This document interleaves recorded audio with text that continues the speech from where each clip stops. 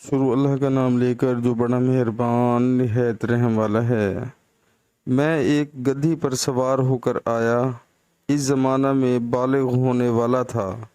رسول اللہ صلی اللہ علیہ وآلہ وسلم منہا میں لوگوں کو نماز پڑھا رہے تھے، لیکن دیوار آپ صلی اللہ علیہ وآلہ وسلم کے سامنے نہ تھی۔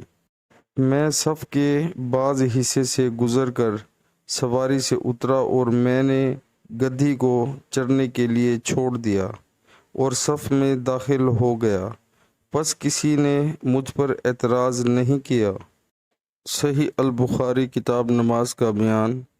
امام کا سترہ مقتدیوں کو بھی کفایت کرتا ہے۔ حدیث نمبر 493۔ پیارے مسلمانوں، اللہ تعالی ہمیں حدیث پاک سن کر اس پر عمل کرنے کی توفیق عطا فرمائے، آمین۔